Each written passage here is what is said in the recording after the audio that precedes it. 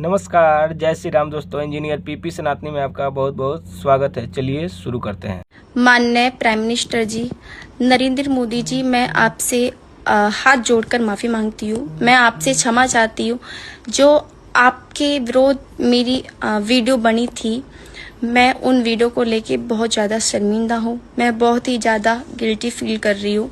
मुझे ऐसा नहीं करना चाहिए था और मैं चाहती हूँ कि मेरे खिलाफ कोई भी एक्शन ना लिया जाए और आप मुझे माफ़ी दें। आगे से फ्यूचर में, वर्तमान में, फ्यूचर में कभी भी मैं ऐसी कोई वीडियो नहीं बनाऊंगी, कभी भी ऐसा कोई कदम नहीं उठाऊंगी जो गलत हो। बस मेरी आपसे इतनी ही विनती है कि आप मुझे माफ़ करें। अरे बाप रे बाप रे बाप, ये तो अभी से मुकने लगी। लगता है इसे किसी ने बता दिया है कि तेरा धुनाई अब होने वाला है, तो तू पहले ही अगर माफ़ी मांग लेगी तो तुझे डंडे नहीं पड़ेंगे। ये सोच रही है अब पिटने से तो अच्छा है कि पहले ही माफ़ी मांग लिया जाए। मगर अब देखो क्या करती है सरकार और क्या करता है प्रशासन। लेकिन मुझे तो लगता है तुझे कुछ दक्षिणा प्रदान करना चाहिए।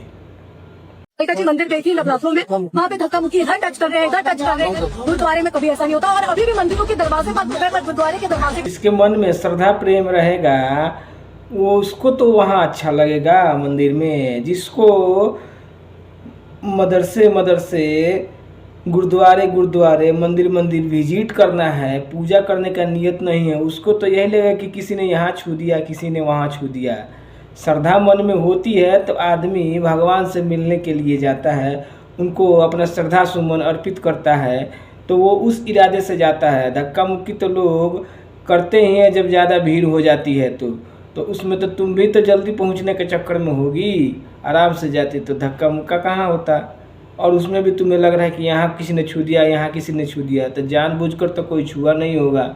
भीड़ भाड़ में एक दूसरे का हाथ इधर उधर टच होता है, तो उसको तू तो अपने मन में एक अपना घृणा पाल के रखी है कि हमको यही बताना है और बदनाम करना है। मगर तेरे जैसे लोगों का सनातन में कोई जगह भी नहीं है। तू जैसे लोगों को जाना ही नहीं चाहिए। तुम क्या करने जाती हो? तेरे जैसे हलकट को मंदिर जाना भी नहीं चाहिए।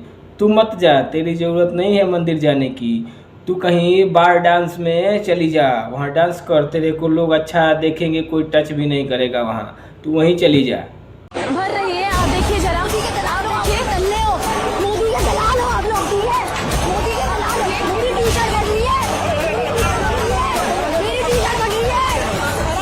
मोदी के दलाल हैं लोग, ये लोग कब जाते हैं जब इनके। अरे रे रे रे रे, कितनी तकलीफ में है। मोदी जी के दलाल हैं ये लोग। अब तेरे जैसे लोगों का ऐसा ही तो स्वागत करना पड़ेगा ना। चुजिया, गाली देने में तो तेरे को बहुत अच्छा लग रहा था तेरे को कोई बोलने डांटने वाला है ही नहीं, ना तेरे ऊपर कोई गार्जियन है। आकर सीधे प्रधानमंत्री को गरिया रही है। अब जा, तेरा अंदर खूब अच्छे से फूल आरती से स्वागत किया जाएगा। ये देखिए कैसे गाड़ी हिला रहा है।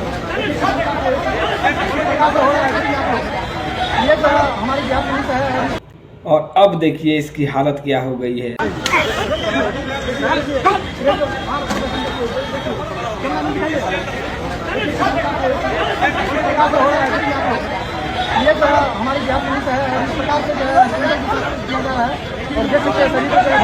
सरकारी संपत्ति है बचवा, ये सब लोग के टैक्स से ही बनता है। हमारी ही संपत्ति है, तुम्हारी ही है। मगर तुम ये बात उस समय सोचा नहीं, तोड़ फोड़ मचाने लगा बदमाश बच्चे की तरह। तो तेरा बदमाशी तो दूर करना ही पड़ेगा। प्रशासन तेरा बदमाशी 1 सेकंड में नहीं, पूरे 2-4 दिन लेकर इत्मीनान से करे। बहन के पति तो हम ही खड़े, हमने आज तक किसी से कहा है अभी तक? उसके जीजा हैं हम, पर किसी को नहीं पता ये बात। किसके जीजा है? यार ये कुणाल कामरा का भी लोग गजब हालत बना दिए हैं। कॉन्फिडेंस तो देखो इस भाई का, बोल रहा है कि भाई हम कुणाल कामरा के जीजा हैं। ये बात किसके जीजा है? कुणाल कामरा के। क्या बात कर रहे हैं? उसकी बीच वाली बहन को हम 2018 में भगा के ले गए थे। FIR करवा देंगे आप पर, ऐसे बोल रहे हैं। किसी को पता ही नहीं है। FIR करवा देंगे अगर आप झूठ बोल रहे हैं। अरे उसकी बीवी हमारे, उसकी बहन हमारे घर पे बैठी है, FIR अपने जीजा पे करवाएगा वो। हाँ? बताओ है कोई आपके पास? अरे बहन ही बैठी है, वो प्रूफ से उससे बड़ा प्रूफ कुछ चाहिए? भाई कुणाल कामरा जहाँ भी हो सही सही बात बता दे कि ये है या नहीं है। इसके कॉन्फिडेंस से तो यही लगता है कि ये सच में ही कुणाल कामरा का जीजा है। एक से बढ़कर एक नमूने थे। रील बनाने के चक्कर में स्टाइल तो देखो सिगरेट से जला रहा है। अब सिगरेट का धुआं देखो कहाँ कहाँ से निकलता है इसके। अरे बाप रे बाप, धुआं तो इस कदर निकला है कि दोनों हाथ जुट गए हैं। अब अंदर जाकर और भी धुआं, कान नाक मुंह से हर जगह से धुआं निकलेगा। कुछ भी बकलोली पेलते रहते हो, प्रोटेस्ट के नाम पर जाकर किसी का बैनर जला देना, किसी का फोटो जला देना, कुछ भी करना। अब तो पता चल जाएगा कि क्या होता है ये उल्टा सीधा काम करने का नतीजा। ये देखिए कैसे हिंदुओं को, सनातनियों को हिंदू राष्ट्र बनाने के वजह से कैसे गाली दे रहा है। बाप दादा परदादा मुगलों से डरते हुए आए हैं, आजकल उनके बच्चे बोल रहे हैं कि हिंदू राष्ट्र बनाएंगे। झाट उखड़ के झाट राष्ट्र बना लेगा। बन गए ना बेटा हिंदू राष्ट्र, पता चल गया ना कि क्या होता है। बेटा हिंदू राष्ट्र बने ना बने, ये तो ऑलरेडी हिंदू बहुसंख्यक में है, हिंदू मेजोरिटी में है, तो ये ऑलरेडी हिंदू राष्ट्र ही है। लेकिन तुम बकलोली करने के चक्कर में कूटे गए हो ना। अब दोनों पैर से चलो भाई, क्यों नहीं चल पा रहे हो? पूरी तस्वीर में आपके साथ साझा कर रहे हैं, जहां पर एक और ये भीड़, ये भारत माता की जय, पाकिस्तान की भाई को देखो खून में कितनी देशभक्ति भरी हुई है, फिर भी अपना मर्यादा नहीं भूल रहा है। लेकिन बोल भी दोगे तो कोई फर्क नहीं पड़ता है। ये भिखारियों को कुछ भी बोलो, इन लोगों को कोई लाज शर्म हया नहीं होता है। तो भाई बोल भी दोगे तो कोई दिक्कत नहीं है, चलो मर्यादा आपने रखी है तो अच्छी। जज्बात में कितना बोल रही हो, ये देखिए। एक को भी मारेगी, एक को भी, किसी को भी पकड़ के ले जाएगी, तो हम पुलिस वाले का गट्टा नोच। आप तो बहुत जिगड़ा वाला जिगड़ा दिखा रही थी, ये क्या हो गया?